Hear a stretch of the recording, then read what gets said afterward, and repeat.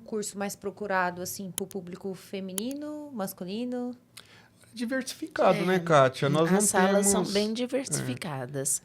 É, Não tem um público assim mais... é igual o técnico de Sim. análise e desenvolvimento de sistema, né? Que nós temos na Unifadra. Já é um curso que é A procura mais é um mais público homens. masculino, né? Mas ali não. Tanto é que tem uma aluna nossa que ela se destacou de uma forma assim que ela já tem 2 trabalhos. Olha só que bacana. 4. É, até ontem era 2. Porque assim, ela estava com 3, aí eu acho ela tinha. Mas ela tem soltou 4 um, trabalhos. Tem 4 agora propostas já. Tem- ela se destacou muito e assim, é tudo nessa área, sabe? Então, quando o primeiro trabalho dela, um médico foi até, né, o nosso diretor e solicitou, né, algum nome, Sim. né? E aí foi o caso que nós indicamos alguns alunos e aí ela conseguiu esse trabalho. Depois ela conseguiu um outro trabalho também com esse médico. As postagens dela de uma plataforma de São Paulo, né, Isso. Alexandre? E aí, o que acontece? Esse pessoal Sim. de São Paulo viu o trabalho dela, dela. contratou ela também.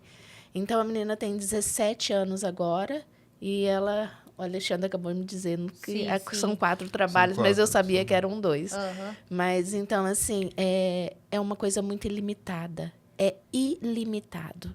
Porque ela consegue... A pessoa que faz a parte da programação, que tem uma base, ela consegue desenvolver muitas coisas para muitas plataformas, para tudo que ela precisar. Entendeu? E é essa base que a nossa escola tem, essa infraestrutura para que possa oferecer. E o que eu vejo muito na linguagem de programação, quando você é programador, a linguagem, né, o nosso idioma, já não é uma barreira, né? Não. Porque a linguagem de programação, geralmente, ela usa alguns termos em inglês, mas ela é meio que universal. O cara pode programar aqui na Alemanha, nos Estados Unidos, no Japão. Basicamente, a programação em si é a mesma, né? Programação A interface muda, né? Mas a programação em si... A lógica basicamente é a mesma. Dessas linguagens, principalmente essas linguagens de jogos, praticamente elas são as linguagens que são utilizadas no mercado para desenvolver os programas, né? Então, C++, C Sharp, Java, são linguagens que são utilizadas no dia a dia de um programador que trabalha com desenvolvendo softwares comerciais. Então, eles aprendem a parte lógica e depois podem trabalhar com...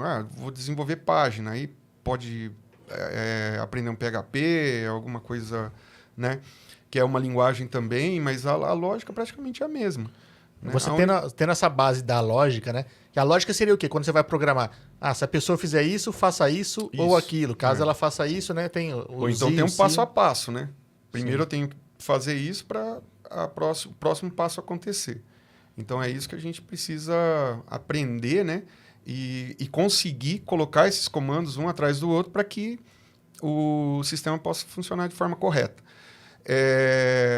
Quando migrou, né, do DOS, do antigo DOS, para o Windows, houve uma certa dificuldade, porque o que aconteceu?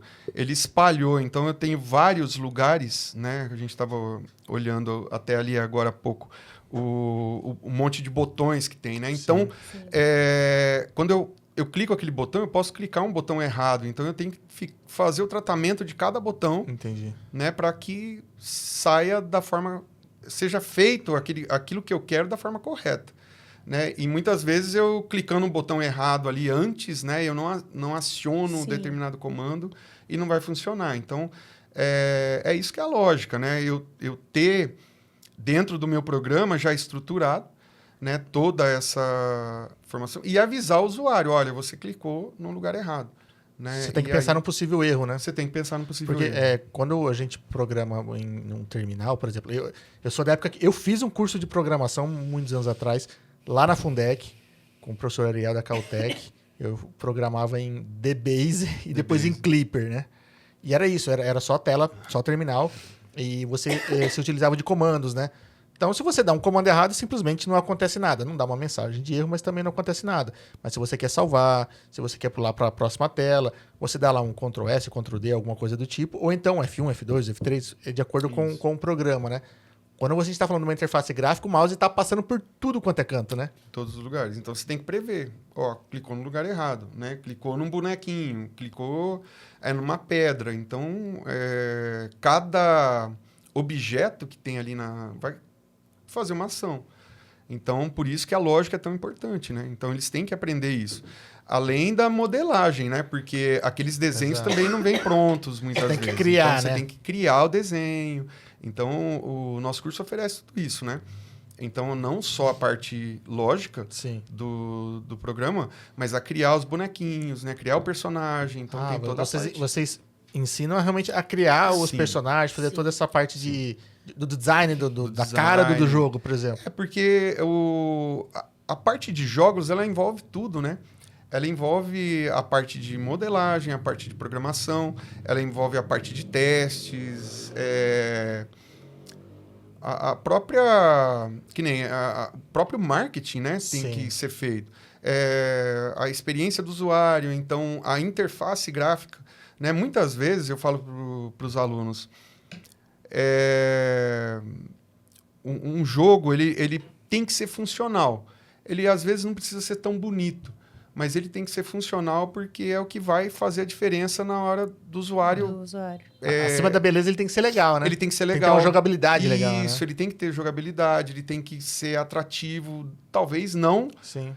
tão bonito, né? Que nem nós temos jogos famosos que não são tão bonitos. Tetris aí mesmo, aí não é um jogo lindo, né? Não, e é o segundo jogo mais vendido do mundo.